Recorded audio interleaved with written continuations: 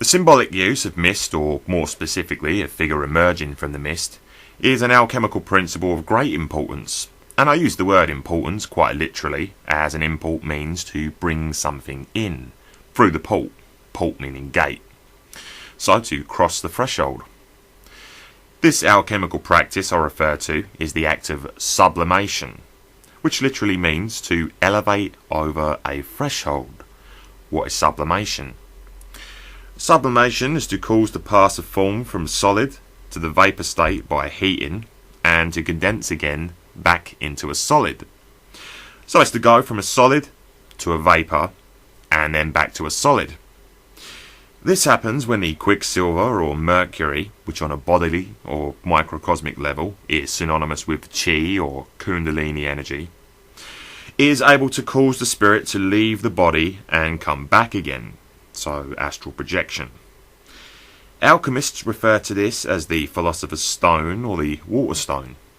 So the mist or the fog represents the spirit realm, and something coming through or out of the mist means that they are crossing the threshold from one world into another. This can symbolise both the holy or the unholy spirit entering through the crown into the physical world via the body or a vessel. The quicksilver is the below or the microcosmic mercury, and the Holy Spirit is the above or macrocosmic mercury. Two separate things, but both play the role of the intermediator in their own distinct way, just as the moon and Mercury are two distinct celestial bodies, but both play the role of the intermediator in their own distinct way. The macrocosm and the microcosm, as above, so below, as within, so without.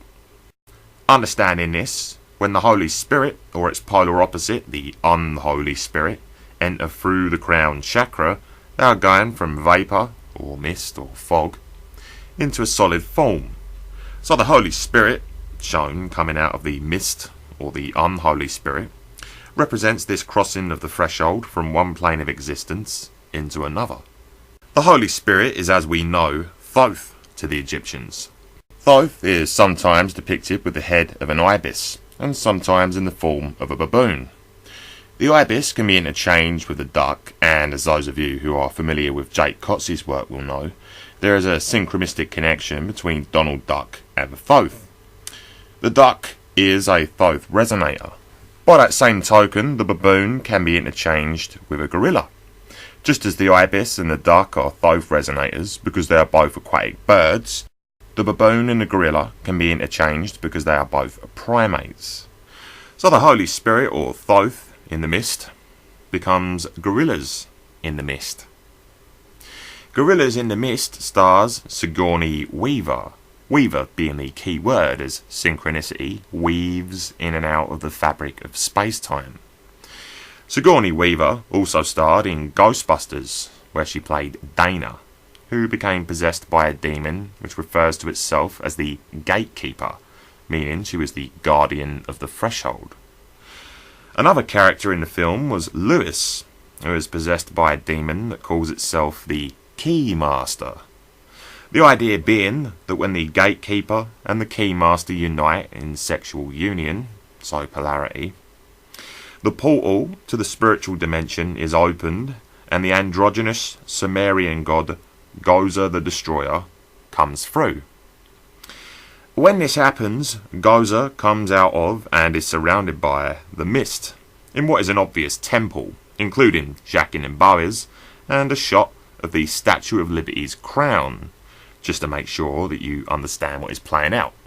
When I say the Statue of Liberty's crown, that is not to suggest that it is the actual Statue of Liberty's crown, but more so that it is a distorted version of the crown, thrown in for a very specific reason, that being the fact that it represents the crown chakra. The Statue of Liberty is the moon goddess, and of course she is, as the moon, aka the holy, or in this case the unholy spirit, shines its light through the crown, hence the blue glow emanating from the crown in this scene. The crown is where the moon's light shines down into the temple, and the temple was built by the union of male and female, aka polarity. So naturally, when the male and female polarity of the gatekeeper and the keymaster unite, as seen here, the portal is opened. Remember also that the Statue of Liberty is made of copper. Thus it is a conductor and it carries the current of, in this example, the Antichrist consciousness. The portal opens and Gozer the Destroyer, the unholy spirit, comes into the temple, surrounded by the mist. Gozer is androgynous because both the holy and the unholy spirit are a combination of male and female energy. So the polarity in the temple is the microcosmic polarity, and the Antichrist consciousness is the macrocosmic polarity, the above and the below. The Ghostbusters turn up and Gozer tells them to choose the form of the Destroyer. Ray accidentally thinks of the Stay Puft Marshmallow Man, and bingo, the Marshmallow Man turns up and starts destroying the city. Why is that? Because the spiritual realm is where thoughts manifest into reality. The flaming sword or the way of the lightning on the tree of life, which is synonymous with the cornucopia or the horn of plenty, which is the open portal or the vortex, which of course manifests whatever it is that you want. Why the Stay Puft Marshmallow Man? Because he is a sailor, and vessels or ships sail. In other words, a demon has been given liberty to enter the temple. The Ghostbusters eventually defeat Gozer by crossing the streams of their proton blasters. Why do they do that? Because the blasters fire positively charged streams, and crossing them reverses the charge. In other words, they defeat Gozer and close the portal by reversing the polarity. They shift the polarity. At one point in the film, we are shown a picture on the wall in Lewis's apartment of a duck. So, yet another nod in the direction of both. From one androgynous being in the mist to another, Pazuzu, the demon from The Exorcist, is shown in the mist in this scene. Mist can also be seen coming from Reagan's window in the front cover of the film. This is really no surprise, as the window is the wind eye. And talking of wind eyes, here is the vampire Ralph Glick coming out of the mist towards the wind eye in Salem's Lot. And here we see Danny Glick, and again he is coming out of the mist once again towards the wind eye. As I've previously demonstrated, vampires are creatures of alchemy, so it's no coincidence that this alchemical principle is so prevalent in the vampire mythos. Dracula, shown here in the mist, actually has the ability to transform into mist and back again, meaning he can perform sublimation at will, which is ironic considering that sublimation means elevate over a threshold, because vampires cannot cross a threshold without first being invited. It's interesting how the symbol of the cross and the crown relates to the crossing of the threshold. The cross is, as Albert Pike said, symbolic of the masculine and the feminine, meaning it is symbolic of polarity. The crown is the crown chakra, so the cross and the crown represents the Holy Spirit descending through the crown chakra. So the cross, being the Holy Spirit, is the macrocosmic or the above representation, whereas the cross below or the microcosmic representation is the quicksilver or the kundalini, the polarity of the temple. When the polarity is reversed, an inverted cross is an apropos symbol. That's when the vampires or the unholy spirit can cross the threshold. When the polarity is as it should be, then the cross is up the right way. When the cross is up the right way, then the vampire cannot cross the threshold, meaning the Antichrist consciousness cannot enter the temple as long as you're correctly balanced, because the cross keeps it out. Continuing on the line of the mist or the fog, this is the poster for the film The Mist. Note how the mist is coming through the window or the wind eye at the bottom, and the fog is another example. Here you can see the mouth in the fog resembling a doorway or a gate of some kind on this poster. And this is a poster for the remake of the film. The plot of the film is that the murdered crew of a ship return from the dead in the form of the fog, and they start killing the town's residents. So, once again, we have sailors who come from the mist.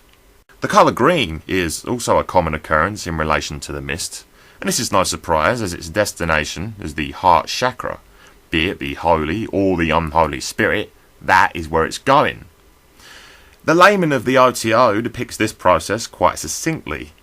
At the top is the Eye of Osiris, which is God. The dove is the Holy Spirit.